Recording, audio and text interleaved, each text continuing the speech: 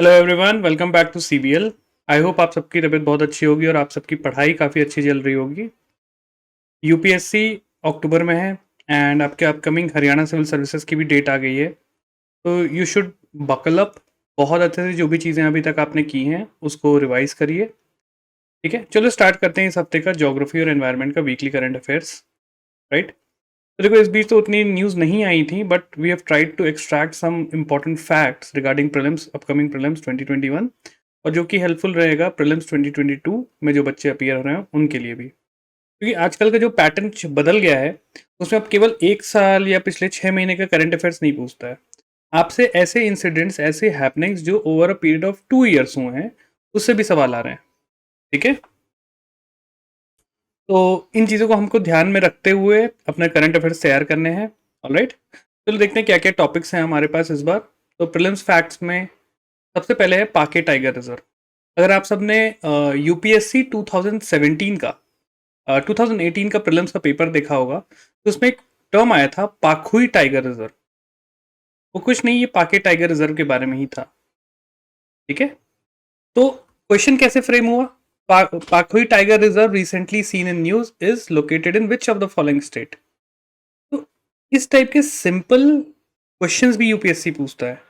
बच्चों के दिमाग में रहता है यूपीएससी मतलब 5-5 स्टेटमेंट, 6-6 स्टेटमेंट के क्वेश्चन, बट हमेशा ऐसा नहीं होता। यूपीएससी का जो अगर आपने पेपर एनालाइज किया होगा तो उसमें सिंगल लाइनर्स भी क्वेश्चन होते हैं, 2 स्टेटमेंट वाले भी होते हैं, 3 स्टेटमेंट भी होते हैं, 4 वाले भी होते हैं, मैच द पेयर भी होता है।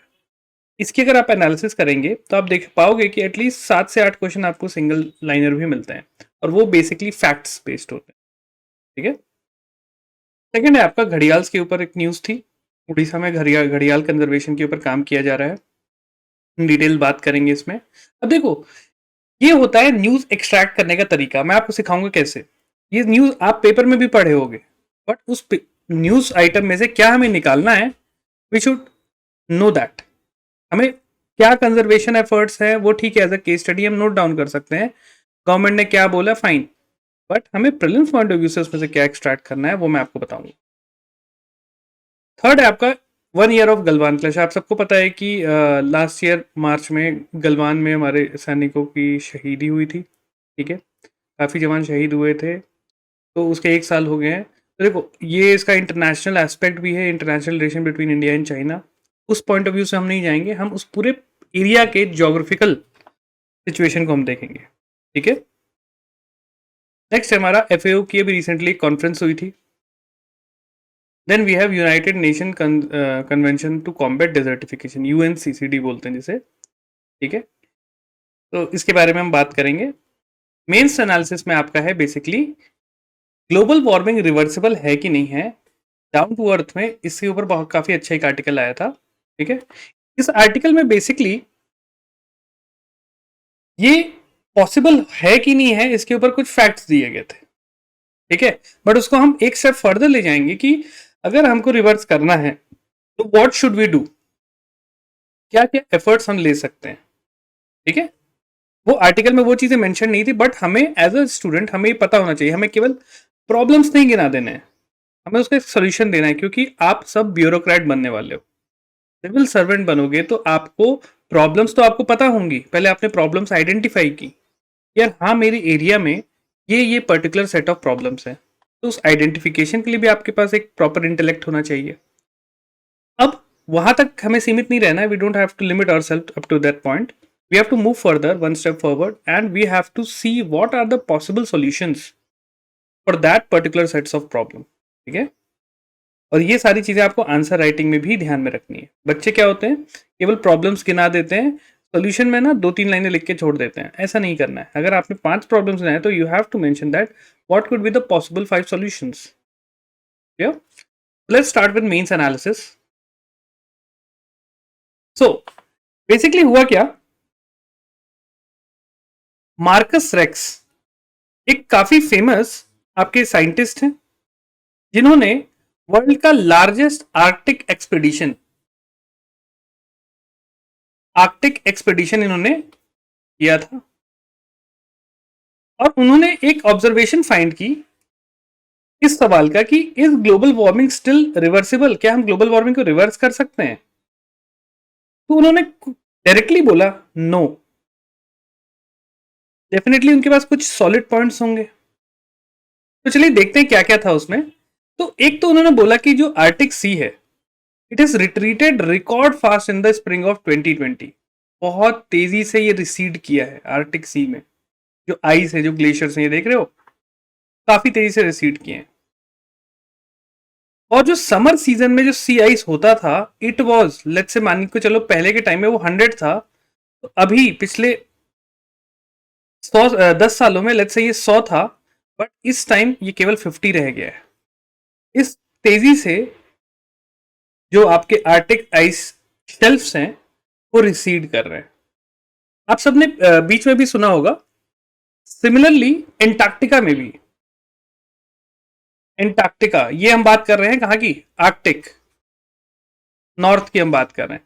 लेकिन रिसेंटली आपने आर्टिक में भी, अंटार्कटिका में भी सुना होगा, लार्सन सी आइस शेल्फ, सी आइस शेल्फ ये टूट के गिर गया था। अभी रिसेंटली एक और आइस शेल्फ ऐसे ही टूट के पोर्शन गिरा था। तो ये चीजें क्या सिग्निफाई कर रही हैं? These are signifying that global warming is taking a toll on our environment, on our climate, and these phenomena are not reversible, right? तो इन्होंने और भी चीजें बोली थी कि जो टेम्परेचर था, मार्कस रेक्स इनका नाम है, याद रखिएगा, मार्कस रेक्स, इन्होंने ही किया था आर्कटिक एक्सपीडिशन, वर्ल्ड का सबसे बड़ा आर्कटिक एक्सपीडिशन इन्होंने किया था। तो इन्होंने बताया था कि जब इनका एक्सपीडिशन था तो temperature were 10 degree higher than during the Fram expedition ना 1890 में। 1890 में एक और एक्सपीडिशन हुआ था, नैनसन ने किया था, ठीक है? तो उस टाइम जो आर्कटिक का टेम्परेचर था और जो आज के टाइम 2020 में जो एक्सपीडिशन हुआ, 10 डिग्री ज्यादा टेम्परेचर था उस एरिया का। तो ये बहुत बड़ी बात हो जाती है। अगर शिमला में मान के चलो कि आप लोग समर वेकेशन मनाने आते हैं तो वहां पे ठंड रहती है, ठीक ठीक, अब वहां पे 10 डिग्री टेम्परेचर अगर बढ़ जाए तो लोग वहां जाएंगे नहीं। अपने अपने शहरों को ही देख लो, अगर आपका एवरेज टेम्परेचर 30 डिग्री के अराउंड है और वहां पे टेम्परेचर अगर 10 डिग्री बढ़ जाए, जो एवरेज टेम्परेचर है, तो कितना ज्यादा मुश्किलें होंगी, तकलीफ होगी रहने में, ठीक है? तो रेक्स के साथ देखो, रेक्स जो थे ऐसे ही अकेले नहीं गए थे, इनके साथ कई साइंटिस्ट भी थे। अब देखो वो एक्सपेडिशन में इन मतलब आउटपुट क्या है उसका, रिजल्ट क्या है, वो हमें पता होना चाहिए, ताकि वो चीजें आप अपने आंसर्स में कहीं यूज कर सको। हमें एक फैक्ट्स देना होगा, तो आप ये सब चीजें मेंशन कर सकते हो कि रेक्स के जो एक्सपेडिशन है वो, उसमें जो टेम्परेचर था, it was 10 degree higher than the previous one. Arctic sea का जो आइस था वो रिट्रीट किया है वेरी फास्ट। ऑलराइट, तो ये सारी चीजें थी। इवन वर्ल्ड मेट्रोलॉजिकल ऑर्गेनाइजेशन ने वार्न किया है that this year there was a 40% chance that global temperature will reach 1.5 degree Celsius. ये नंबर याद रखना। अर्थ का अगर एवरेज टेम्परेचर आप बात करोगे ना, वो 1.5 डिग्री सेल्सियस है। इसको अगर ये वर्ल्ड का टेम्परेचर क्रॉस हो गया 1.5 डिग्री से ज्यादा, तो हमारे यहां हो सकता है severe drought like situation, uneven rainfall, flood आ सकते हैं, राइट? और बता रहे हैं कि 2025 तक ये टेम्परेचर क्रॉस कर जाएगा, 1.5 डिग्री का जो वो है लिमिट है, इट विल क्रॉस। और इसी वजह से जो सीओपी हुआ था आपका पेरिस में 21, पेरिस एग्रीमेंट जिसमें बोलते हैं, इसमें यही चीज बात की गई थी कि जो वर्ल्ड का जो ग्लोबल एवरेज टेम्परेचर है उसको 1.5 डिग्री या उससे कम हमें रखना है, इससे ऊपर बढ़ने नहीं देना है, वरना there will be severe problems. Okay, तो देखो ये 1.5 डिग्री सेल्सियस आपने कई बार करंट अफेयर्स में पढ़ा होगा, सीओपी 21 में, फिर आईपीसीसी की एक रिपोर्ट आई थी, उसने भी यही बोला था। राइट, एक स्पेशल रिपोर्ट निकाली थी इन्होंने, ocean and cryosphere in changing climate करके, ठीक है? क्रायोस्फीयर क्या होता है? क्रायोस्फीयर इसे ही बोलते हैं, ऐसे एरियाज अर्थ के जो कि आइस से ढके हुए हैं। तो आपके जो ग्लेशियर्स हो गए, हिंदू कुश हिमालय हो गया आपका, लास्ट वाले उस करंट अफेयर से मैंने हिंदू कुश हिमालय पे कराया था, राइट? तो दीज आर द क्रायोस्फीयर। अच्छा, सबको ये तो पता है कि क्रायोस्फीयर क्या होता है, बट इसका सिग्निफिकेंस क्या है? तो the significance is they help in maintaining the earth temperature. Temperature भी मेंटेन करते हैं। होता क्या है, जैसे सनलाइट इनके ऊपर आ रही है तो it they will reflect back. अब जैसे हिंदू कुछ हिमालय है तो काफी हाइट पे है, ठीक है, बर्फ से ढके हुए, तो यहाँ पे सनरेज जो भी आएंगी वो रिफ्लेक्ट बैक हो जाएंगी। जो रिफ्लेक्टेड रेज होती है ना, इसको हम बोलते हैं एल्बिडो। तो क्रायोस्फीयर का एक ये काम भी है कि अर्थ का एल्बिडो मेंटेन करना, जिससे अर्थ का टेम्परेचर, ग्लोबल टेम्परेचर बढ़ता है, मेंटेन होता है, ठीक है। तो ये आइस अगर कम होने लगेगी तो अर्थ का जो रिफ्लेक्शन है, जो एल्बिडो है इस क्रायोस्फीयर से, वो भी कम होगा। तो ओवरऑल आपको पता है फिर टेम्परेचर ज्यादा बढ़ने लगेगा। तो ये भी रीजन है, और ये चीज बहुत अच्छे से याद रखिएगा। मेंटेन दिस ऐसे करके आप लिख सकते हो, क्रायोस्फीयर